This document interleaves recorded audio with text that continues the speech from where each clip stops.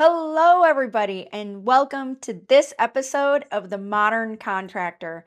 I'm your host, Jennifer Lau Hatcher, and I am absolutely delighted today to be joined by the one and the only John Savore. Woo-hoo-hoo! So, John is with Great Day Improvements, and let me tell you a little bit about him before we dive into the questions. So, as the VP of Consumer Finance for Great Day Improvements, John leads strategic initiatives focused on compliance, financial forecasting, operational efficiency, and maximizes sales performance. So he has a lot going on. John is a seasoned professional with over 30 years of experience in both the home renovation and the consumer lending space. John has led transformations in technology, presentations, and system implementations for long term growth and stability. Stability and scalability. Let me not forget scalability there. So, John, thank you so much for making time in your incredibly busy schedule to join us here today. Yeah, no, what an intro. I appreciate it. Thank you. It's exciting to be here with you and doing this for the One Click Modern Contractor podcast. Thank you. We're so grateful to have you. If I had my way, we'd have like the Blue Angels fly over and all that. But seeing as I only get my way most of the time, we're Not on not the going to get budget. that today. Right. Okay, so how we're going to do this is I'm going to ask you a series of questions. Some of them are going to be general, some of them are going to lean into your expertise with financing, and then some are going to be about home improvement. And we are going to end with two fun questions that have nothing to do with work whatsoever. And for those of us who are joining us, John has no idea what I'm asking him today. So he has not gotten to prep. And I do that on purpose because I feel like that prompts a really like dynamic and authentic conversation versus like the canned answers. No, So perfect. I love it. Let's do it. let's do it. Okay. So, John, when you were growing up and you were that kid and you were dreaming, what did you want to be when you grow up? And how close or far away are you from that? That's a funny question. So not that close because for some reason as a kid, um, my dream was to be a corporate lawyer. I have no idea why, Interesting. but for the longest time, that's what I thought I was going to be, was a corporate lawyer. I did think I would eventually go to law school, but um, that all changed once I was just an undergrad. I realized extra school was not going to be for me. Okay. All right. So, not a corporate lawyer, but you do get to work in a corporation and you get to talk to a lot of lawyers. Right. It's true. Yep. So, maybe not that far away. Okay. I listed off a lot of really impressive and incredible things that you do at Great Day. But for everybody who doesn't know how you got here, how did you get started in the remodeling industry? And, take us through your path of here's where I started and here's how I got to my role today. Yeah, no, so it's interesting because this came up recently, and I started in home improvement when I first went to school down at Ohio State. And what happened was I needed a part time job. And I'm sure folks watching this, if they're in the industry, they know a gentleman named Tony Hody. Tony Hody and I grew up near each other. And when I didn't really know him before I got to school, but we had mutual friends, and he was the canvas manager for a company at the time that was called Ohio Energy. I believe they're now Improve It Remodeling with Brian and Seth. So through mutual friends, Tony recruited me. I didn't bite right away because initially I thought knocking on doors sounded crazy. But eventually he convinced me. And that's how it all started, really. It was wild. I say this all the time, I'll say it sort of jokingly, but it is the honest to goodness truth. I learned more in that 4+ years of knocking on doors than I did in my 4+ years going to school. I mean, it's Mm. generating business from scratch as an 18-year-old knocking on folks' doors. I'd never at that point in my life owned a home or really understood mortgages or home improvements or anything like that, but they gave us a script. We practiced it. It was proven. They used to have a big sign on the wall at Ohio Energy that said the system reigns supreme. And so as long as we executed on that system, we were creating business. 19 years old, 18, 19 years old, knocking on doors. It was awesome. So that's how I originally got into it. We recruited another individual that I grew up with and had known since I was a child. It was Bill Barr.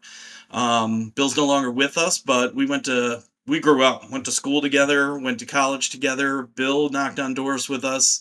And then him and another friend of mine, Mike Sturmack, eventually ended up starting Universal Windows Direct. So they were the original co-founders there, and I'd worked on and off with them. I came on board after they were just a couple years old, and we had a mortgage company, and we were using that to get folks financed. That was the first idea because if you go all the way back, I think that was around 2005. There wasn't a lot of unsecured or specific home improvement lending. No. So we were getting folks HELOCs and just kind of making a couple bucks on the referral and running it through the mortgage company. And that was going really well until the housing market collapsed, right? So then the mortgage We company all went remember by. that. Yeah, so then I went off and worked specifically in lending for about another 10 plus years. And then I came back to Universal in 2018, working with expanding our dealership footprint, as well as starting a centralized consumer financing, at Universal Windows Direct in that time, because we didn't, they had, in the time I was gone, they built it up to $100+ million operation, but we still hadn't had a centralized, plan or system or department for consumer financing. So Mike Sturmack, the other co-founder, who was also a good friend of mine, brought me on board to do that, and it was exciting. And then a couple years later, we did the merger with Great Day Improvements, and I met Michael Hoy, and fast forward to now, here I am doing the same thing for Great Day Here Improvements. you are. So that was Ah, 30+ years, all in a nutshell, right?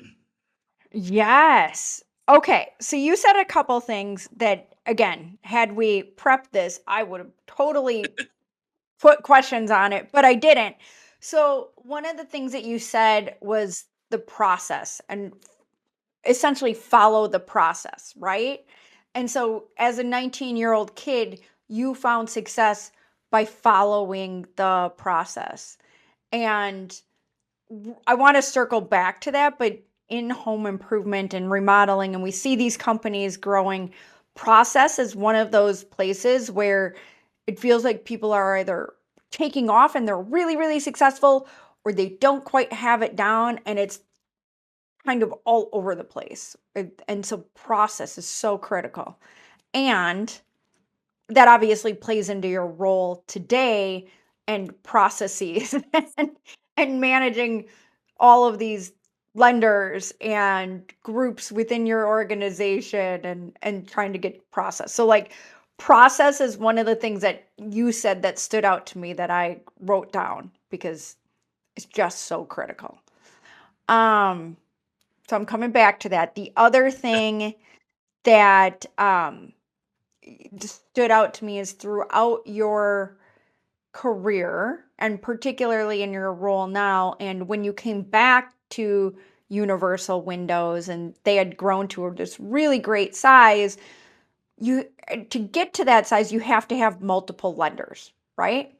And so when we think about multiple lenders and managing that process, one of the questions, comments, concerns that we get a lot on the one in fund side of the business, the financing side of the business is, well, managing multiple lenders is a pain. I don't want to manage multiple lenders. So, like, how would you coach to that or how would you talk about that? Because the reality is managing multiple lenders is a nightmare, right? Like if you have six different lenders or even three different lenders, that's three different portals, that's three different relationships, it's different reporting. Like, how does one get past that? How does one do it successfully? And how does one like get past the headache of it?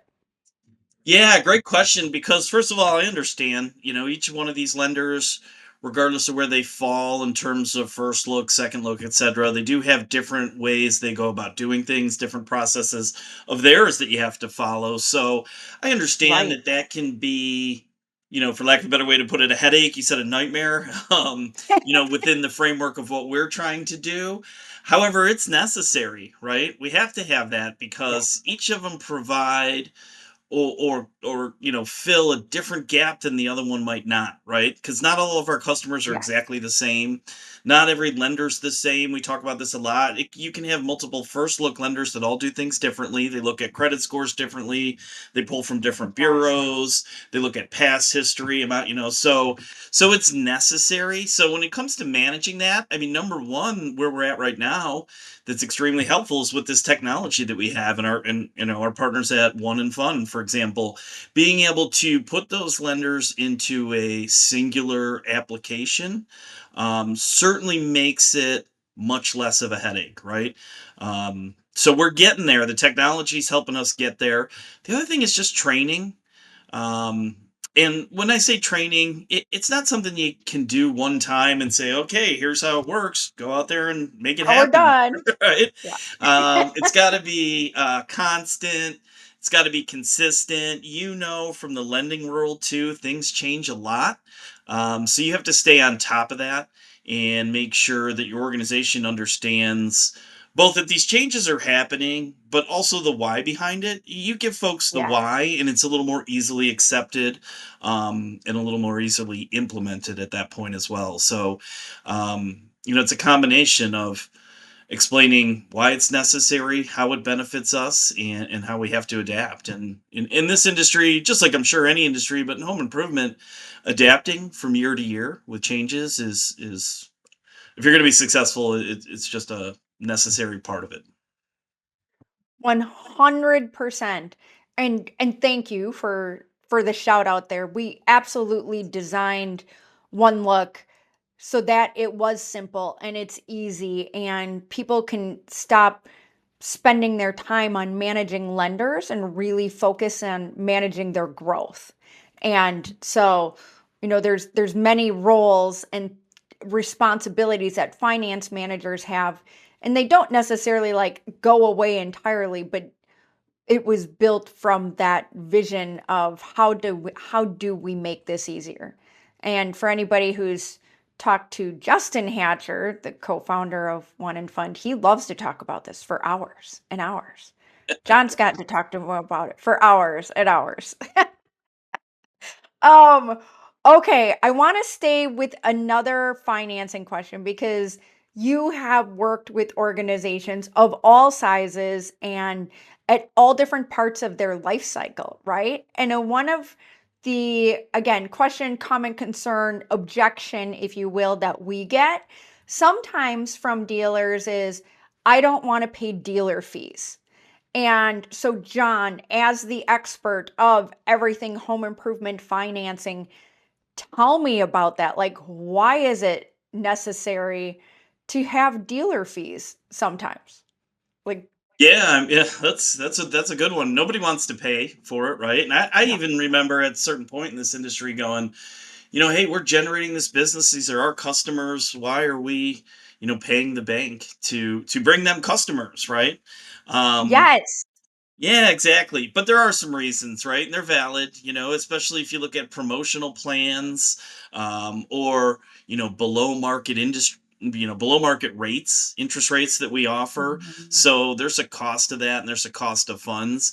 If it's a smaller up and coming contractor that's trying to grow and build, you know, that's an easy one because you build it into your margins, you offer it as a service to your customer, and the reality is most American consumers are not going to be able to buy your product without financing. I mean, that we see all the different stuff. This was like Jen said off the cuff, so I don't have anything right in front of me, but the average American has $1,000 in their bank account at any given moment.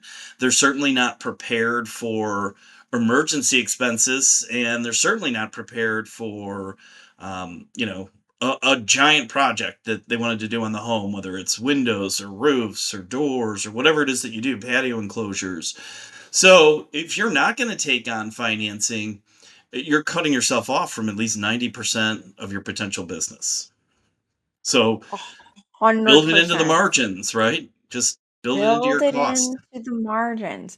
Well, yeah, because, a lot of people look at it like, oh, 8%, for example, on a $35,000 job, it looks like $2,800 out of pocket. But that's one way to look at it. Another way to look at it is you've already sunk what, three, four, five, $600 into that lead. You've already sent a team member Right. out there. And so the customer is walking away because they don't have an easy way to pay for that job.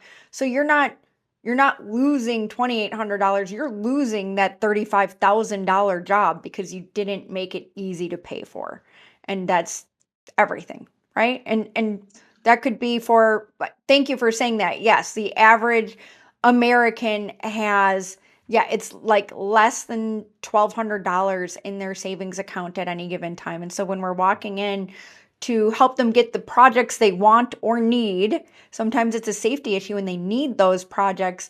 If we don't make it easy to get, how are they going to get it? Somebody else is going to make it easy and somebody else is going to take that. So, um, I will not lecture on financing, but No, it's a great point. Like I mentioned passionate. before, I had the privilege of knowing a couple different folks that started their companies from like zero and built them to tens Yes. and even hundreds of millions. And if you were to ask them, they would have never gotten there without financing. It's just not possible. There's just not Yeah. enough.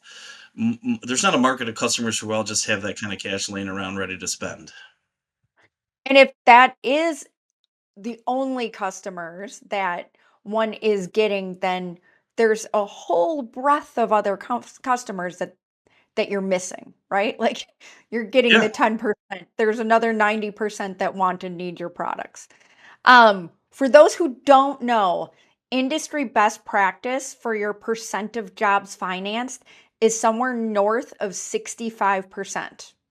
So, if you're not offering financing or not offering it consistently or, have one plan that you're offering, there may be opportunity there.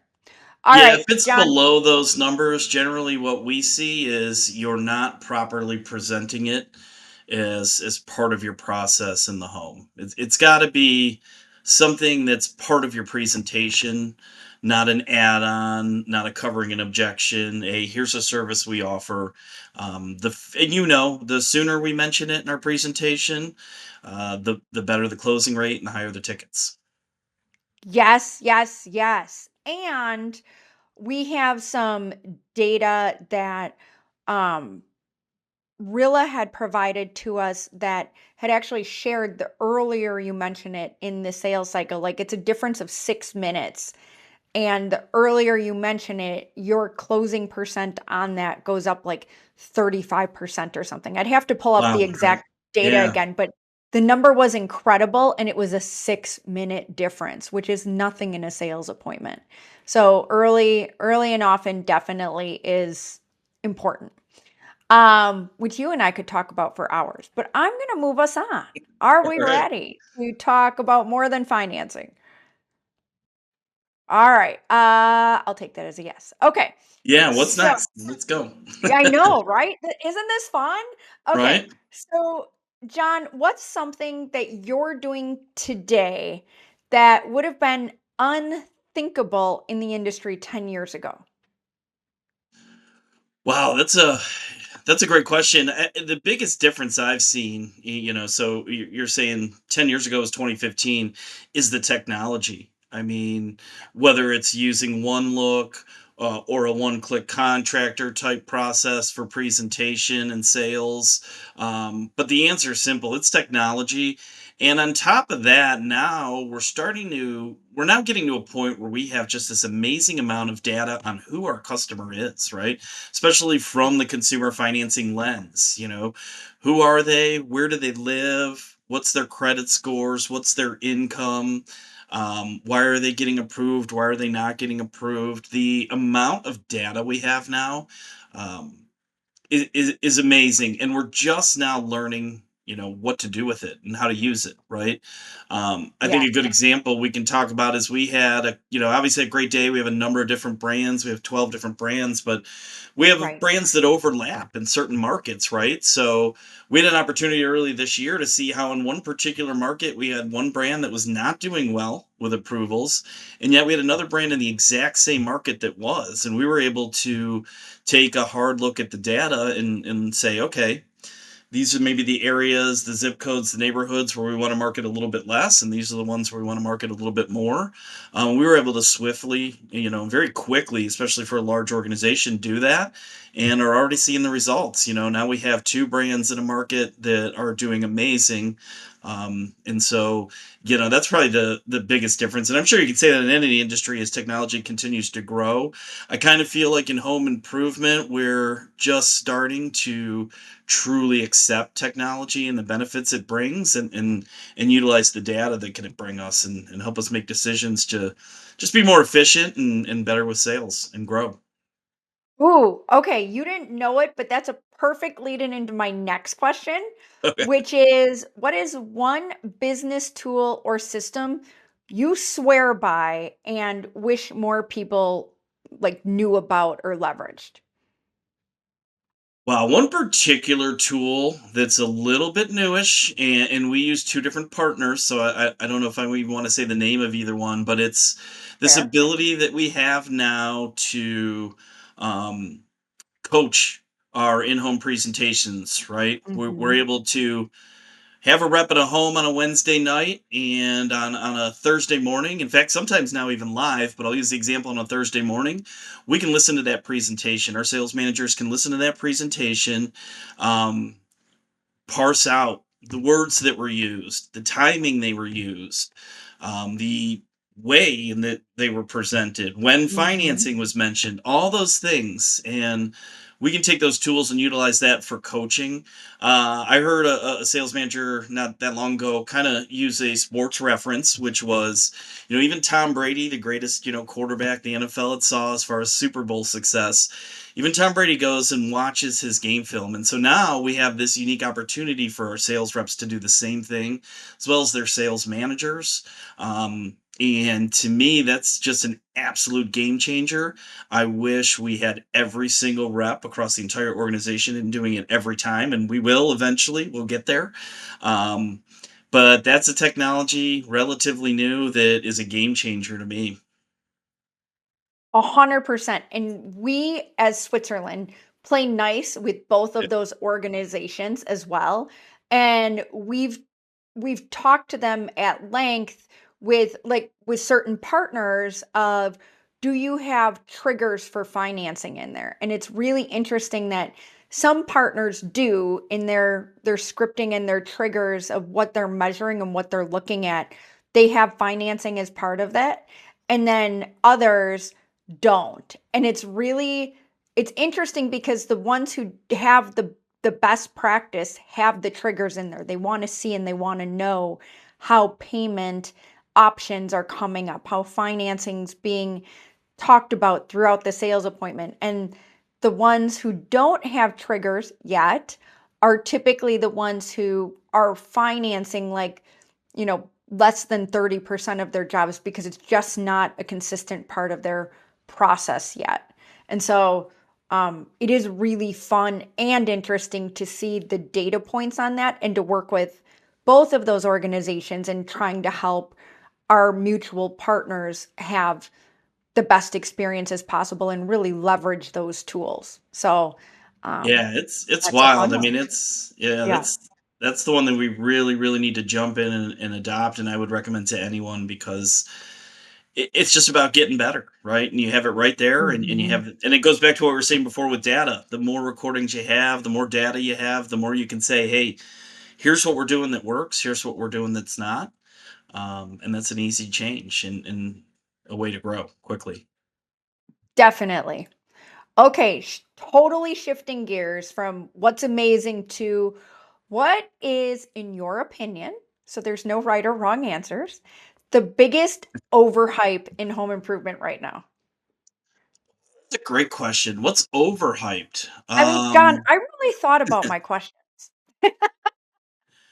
I was like, what What's are going to be overhyped? I think you amazing may questions? catch me off guard on this. I still think to a certain extent, and we talked about this, I'll tie it back to what I was saying before. I remember my, 18-year-old mind seeing that on the wall, the system reigns supreme. So there's a recipe for success. It exists. It's out there. There's people that have followed that recipe and it works. I think sometimes what happens is we have all this great new stuff, all this great new technology, all this great new data, all these things we've been talking about. But you need to be able to use them in the same manner of following those steps of success. And I think what gets overhyped is, oh, this is what so and so's doing and they're successful right now. We need to change, right? Or Mm, every time, from the consumer finance lens, a new product comes out and it's going to be such a game changer. And the reality is, it's more about keeping it within the system that we know works, hmm. and not just dropping the ball and changing everything we're doing when we're already having success, right? Now, I can equate that to, a great day, we acquire these brands, right? And the brands that we acquire, they're successful to begin with. So, what we Right, don't want to do is come in and say, well, we do things this way, you have to change, right? Um, right. so, if I'm to say anything's overhyped, it's jumping to a conclusion before we have enough time and data, and jumping out of what we know is the recipe for success. I love that. We talk a lot, or I talk a lot about the what you're saying. I say it a little bit different, but it's like the back to basics.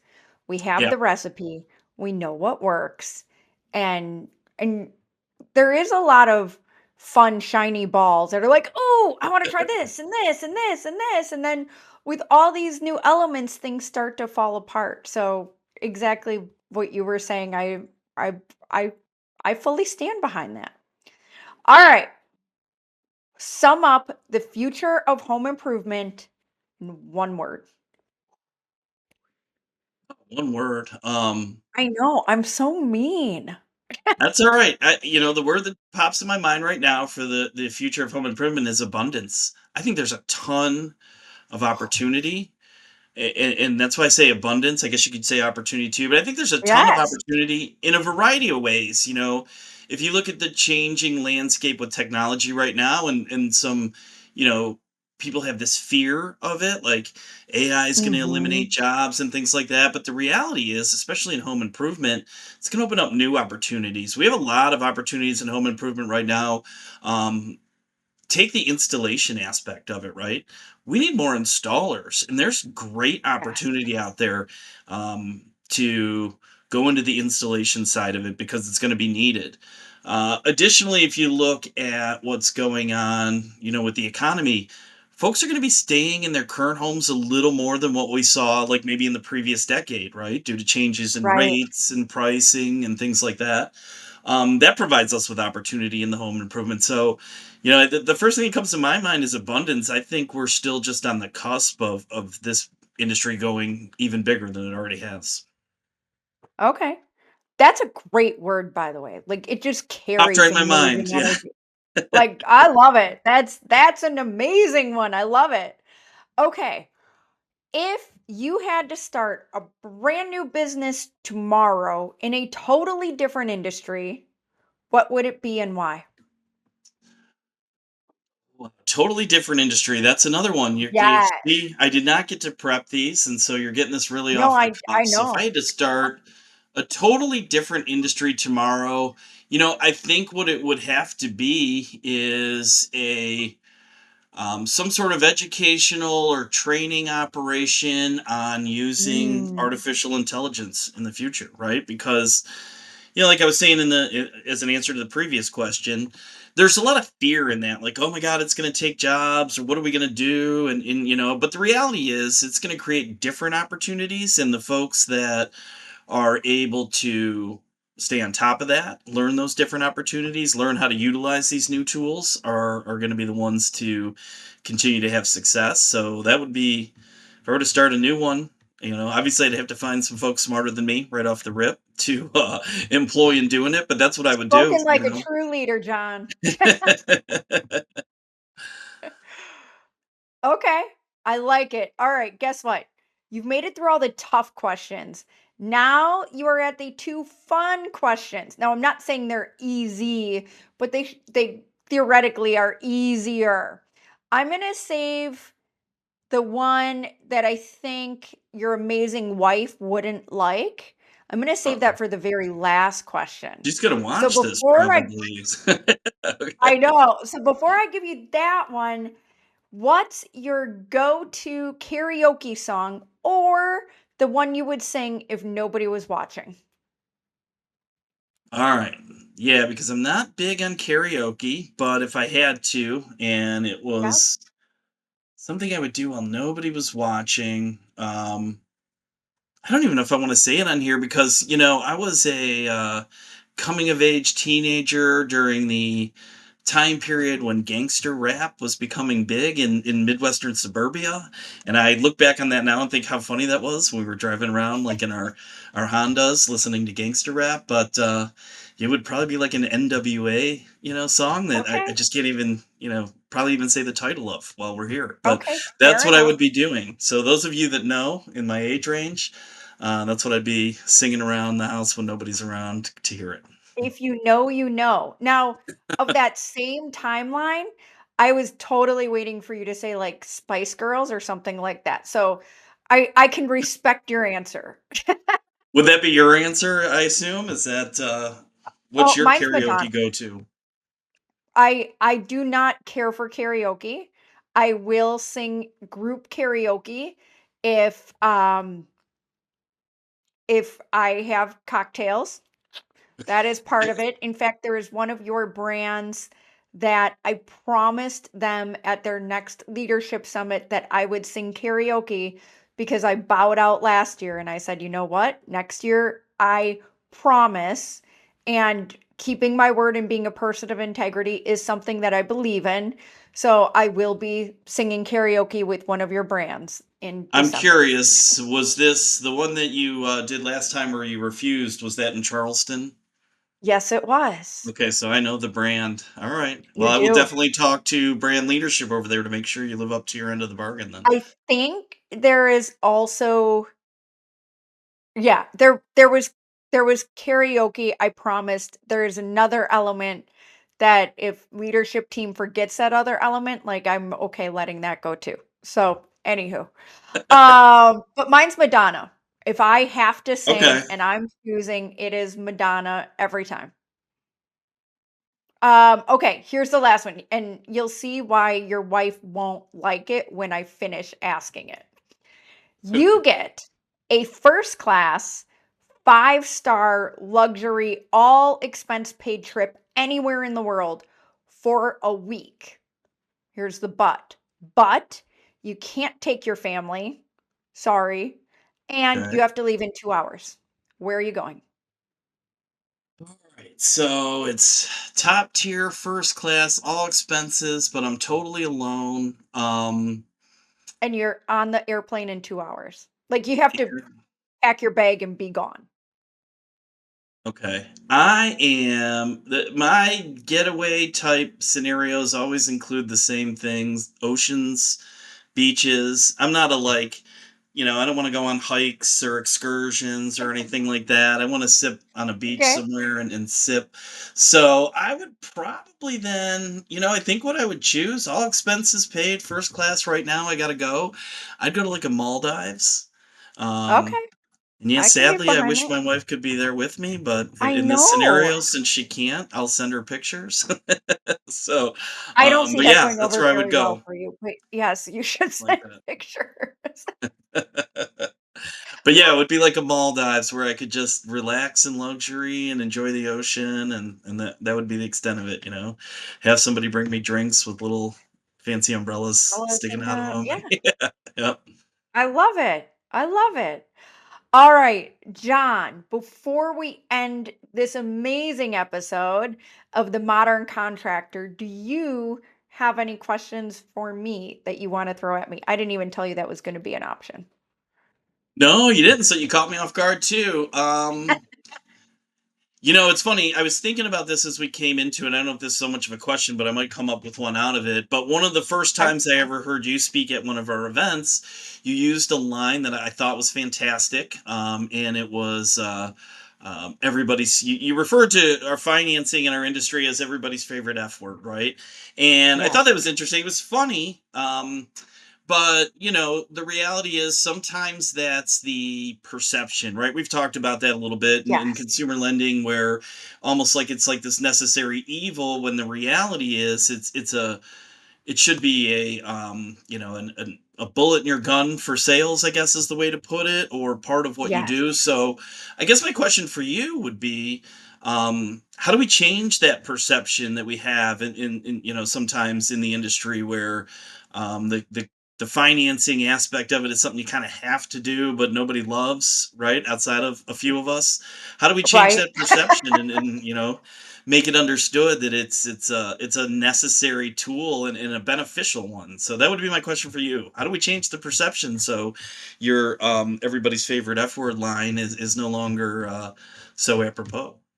Yes, I as we know, I love everybody's favorite F word, and sometimes you might even hear me say the other one. Um, but I love that question because clearly it's something I'm passionate about, and my answer is that it's multifold. I think we have to attack it at different levels of the organization. So, starting with the sales rep, right? Who doesn't get a choice in what they're offering or not a lot of the times. Or if they do, I would want a sales rep to understand how financing is, I would argue, the most important tool in their toolbox, right? Because you can know everything about the product you're selling, but again, if you're not making it easy for somebody to buy that product, it doesn't matter what kind of titanium coated whatever you're selling. They can't afford it, they're not buying it. And so I would start with them. And I actually have an exercise that, from a rep perspective, where I take them through, like, you get 10 appointments in your week. Here's your average closing, right? Like, let's say your close rate's 40%. So you're closing 4 of those jobs. And now you've financed, you can close that, you financed 3 of them, that's great. You still lost one. How much are you making? Or you're not offering financing, how many of those are you keeping? Or now we're offering financing and our close rate goes up to this. Our average ticket goes up to this. On a month to month basis, what does that number mean to you? Right? Because for those who, again, most of you don't know, John, I think you know this. My husband Justin used to sell in the home. And I can tell you, the months where it's a challenging month versus the months where it's a really good month, and that variability weighs on a family in a good and bad way, regardless of how you budget for it. So that money in your pocket, and breaking down, like, what does extra closed jobs, higher average tickets, less cancellations, like, what does that mean to you and your family? In my world, it's not only the basics, but I push for a Disney cruise at least once a week. So it doesn't mean I get it, team, but I'm pushing for it. You know, does that mean my family can take a Disney cruise next year? Probably, because those factors come into play. So at the rep level, we have that. At the management level, you're responsible for sales numbers, right? You know your KPIs, you should be living by your KPIs. What does that mean to your sales numbers? And what does that mean for loyalty and retention of your staff? You want to keep your good salespeople, right? Give them options to close more jobs. And leadership, whether it's sales management or ownership, my ask, and this would be part 3 of, like, decision makers at an org, regardless of where it's coming from, stop penalizing your team for using financing. If you're charging them for it or it's going against their commission, stop doing that.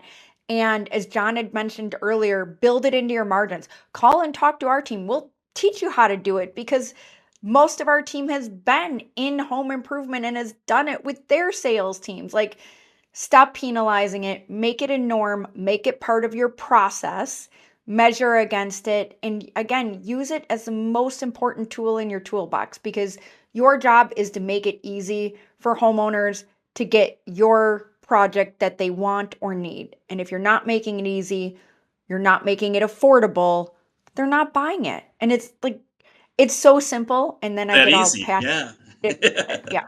So simple. So that would be mine. We have to attack it at each level of an organization. And I started from bottom up because I feel like those are the people who feel it the most. But obviously, a lot of times these decisions come from top down. Great answer. I love it. Thank you. I care. I care so much I could talk about it for 10 minutes, but I won't. So that was a great question. Thank you for asking me that. Yeah, absolutely. John, I'm going to give you a little bit of time back in your day because I know you have a meeting coming up at the top of the hour.